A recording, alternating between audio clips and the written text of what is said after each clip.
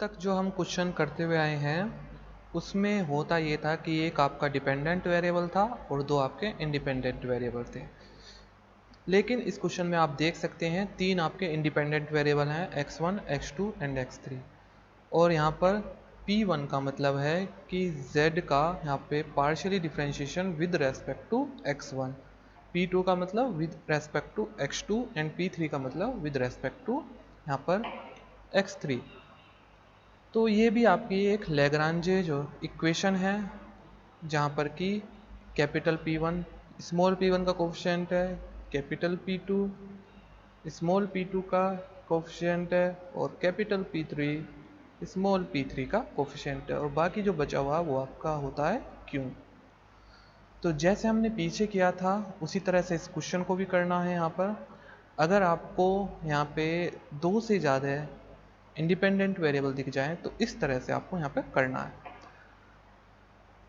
तो सबसे पहले हम यहाँ पे ऑक्सिलरी इक्वेशन बनाएंगे जो कि है dx1 dx2 dx3। ठीक है, जितने आपके इंडिपेंडेंट वेरिएबल हैं उनके साथ is equal to dependent variable. ठीक है, यहाँ पर dz भी आपका आ जाएगा। इसके बाद dx1 के नीचे p1 आएगा जो कि आपका ये है p2 और ये है आपका p3 और ये आपका q।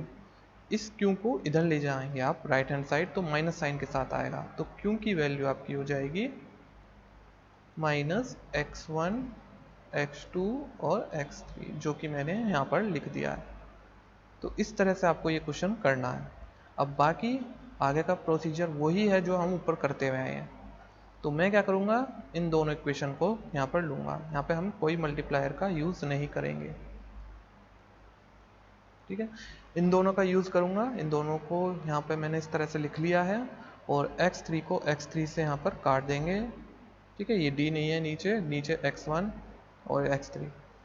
तो इस तरह से हम इसको काट देंगे और आप यहाँ पर फिर वेरिएबल सेपरेबल मेथड लगाएंगे और कर देंगे उसका इंटीग्रेशन। तो इंटीग्रेशन करने के बाद आपको यहाँ पर कुछ इस टाइप से इक्वेशन मिल जाएगी।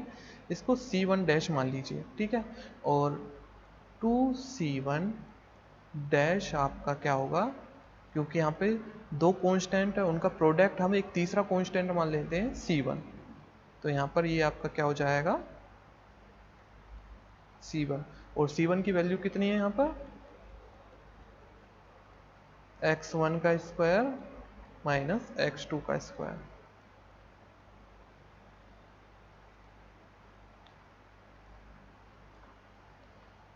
इसी तरह से आपको फिर यहाँ पर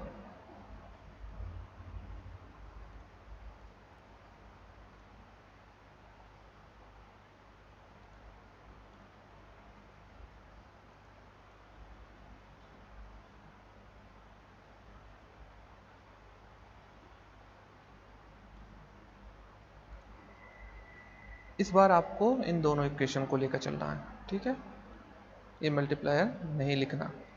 तो इन दोनों इक्वेशन को लेकर चलेंगे तो आप फिर से देख सकते हो x1 कैंसिल हो रहा है यहाँ पर। फिर से आप वेरिएबल सेपरेबल मेथड लगाओगे और फिर से आपका यहाँ पे ये आंसर बन जाएगा। इसको आप c2 डैश मान लेंगे और c2 डैश इस पूरे को आप क्या लिख सकते हैं, एक तीसरा कांस्टेंट जो कि है आपका c2।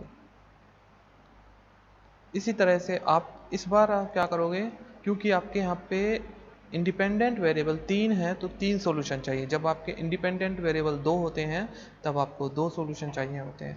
तो इस बार मैं इन दोनों को ले रहा हूँ यहाँ पर।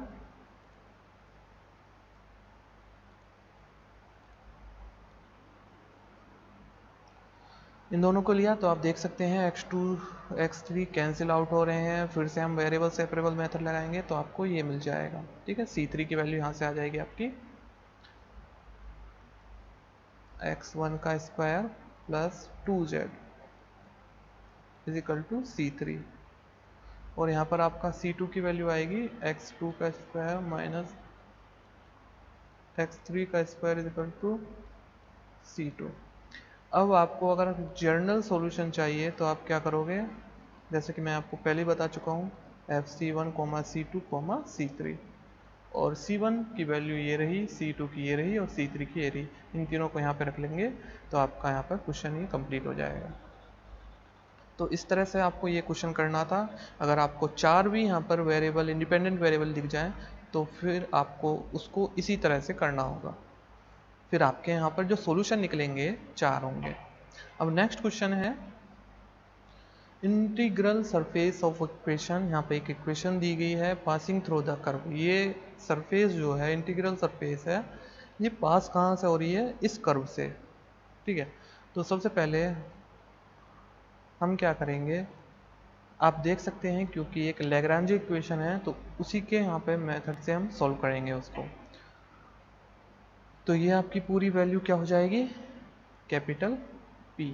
ये आपकी पूरी वैल्यू होगी कैपिटल Q और ये आपकी पूरी वैल्यू हो जाएगी R। ठीक है, ऊपर मैंने Q जो ले लिया था क्योंकि वहाँ पे P1 P2 थे तो मैंने Q ले लिया था। ठीक है, लेकिन यहाँ पर P अलग है, Q अलग है और R अलग है। P यहाँ पे कोफिशिएंट है स्मॉल p का, Q यहाँ पर कोफिशिएंट है स्मॉल q का, और आप R क्या है, जो बचा हुआ राइट हैंड साइड का पार्ट है वो R होता है। ऑक्सिलरी इक्वेशन, क्योंकि आपको पता है ये एक लैग्रांज इक्वेशन है तो इसकी ऑक्सिलरी इक्वेशन आएगी ये dx over p, dy over q, dz over r।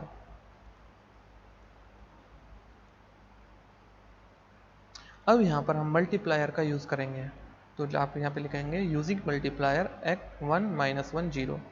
तो 1 - 1 का क्या कॉन्सेप्ट है, तो यहाँ पे ऊपर नीचे 1 की मल्टीप्लाई, यहाँ पर ऊपर नीचे -1 की मल्टीप्लाई एंड यहाँ पर 0 की मल्टीप्लाई। ठीक है, और इनको कर देंगे, इनका कर देंगे सम, तो 1 dx आ जाएगा और ये क्योंकि -1 की मल्टीप्लाई तो -dy आ जाएगा। ठीक है, तो इस तरह से आ गया। न्यूमरेटर को न्यूमरेटर से जोड़ना है, डिनोमिनेटर को जोड़ना है डिनोमिनेटर से। यहाँ पे वाई स्क्वायर की मल्टीप्लाई करेंगे तो एक्स वाई स्क्वायर ये आ गया, और यहाँ पे ये वाई क्यूब बन जाएगा माइनस के। ठीक है, और यहाँ पे वाई एक्स स्क्वायर आ जाएगा क्योंकि माइनस साइन भी है तो माइनस का आ जाएगा माइनस वाई एक्स स्क्वायर, और यहाँ पे माइनस माइनस प्लस, तो ये आपका हो जाएगा एक्स ही क्यूब। इसको हम, और यहाँ पे तो आपका ये 0 0 हो जाएगा। ठीक है, क्योंकि आप ऊपर नीचे 0 से मल्टीप्लाई कर रहे हो तो 0 0 आ जाएगा।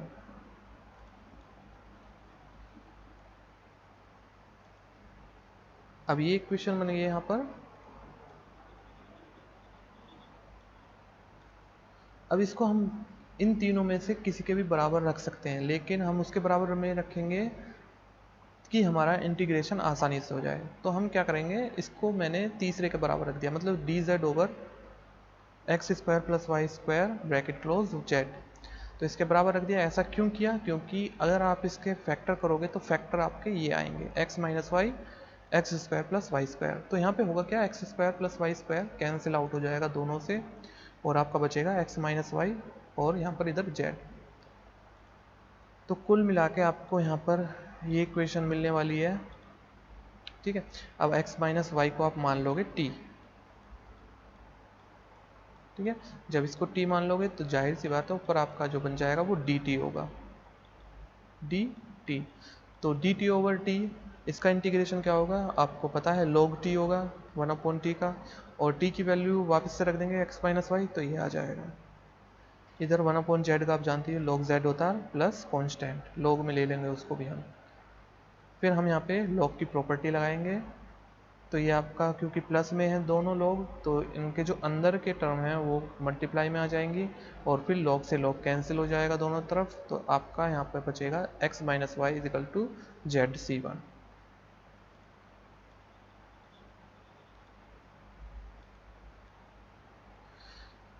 अब मैं यहाँ पर जो मल्टीप्लायर यूज़ कर रहा हूँ,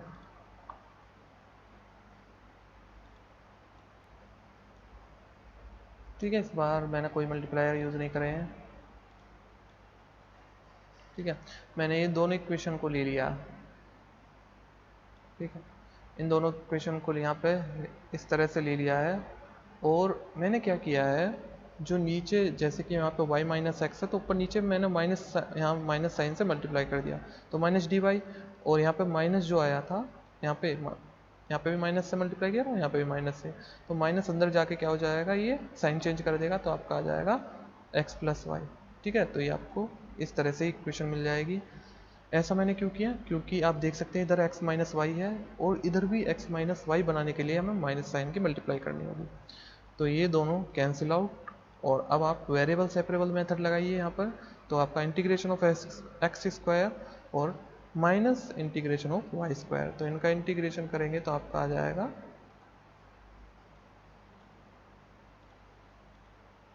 एक्स की क्यूब ओवर सी और एक्स की क्यूब ओवर 3 और वाई की क्यूब ओवर 3 और 3 3 इधर चला जाएगा, और क्योंकि दोनों कांस्टेंट हो जाएंगे, मान लीजिए वो जो कांस्टेंट आया था 2c डैश आया था, तो उसको मैंने क्या लिख दिया, इन दोनों को मिला करके c2।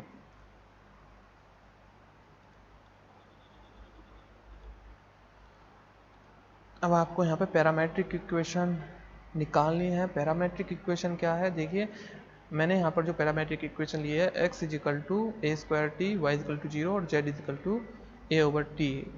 अब ये आई कहाँ से होंगी, अब आप देखिए क्वेश्चन में ही उसने बोला है कि ये जो आपका सरफेस था, इंटीग्रल सरफेस था, वो एक पास हो रहा था, कहाँ से, यहाँ से।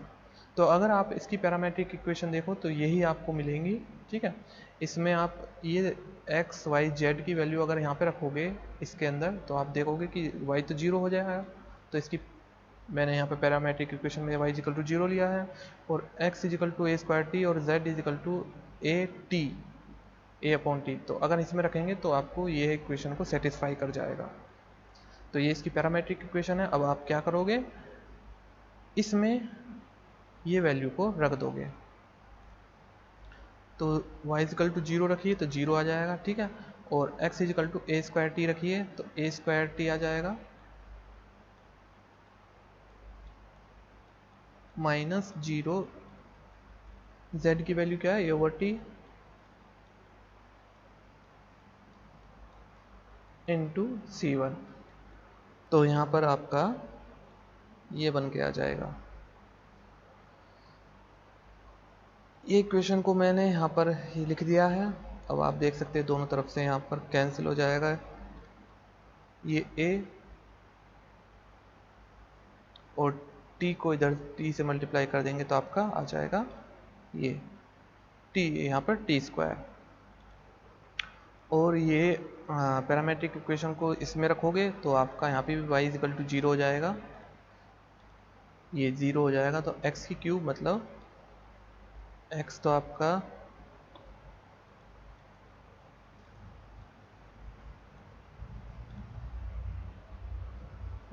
ए स्क्वायर टी का क्यूब, ठीक है। x का क्यूब मतलब प्लस y, तो y तो 0 है आपका, और c2, ये आपकी c2 की वैल्यू आ जाएगी, तो क्यूब के अंदर मल्टीप्लाई करेंगे आपका ये आ जाएगा, ठीक है। तो c2 की वैल्यू ये आई और c1 की वैल्यू आपकी ये आ गई।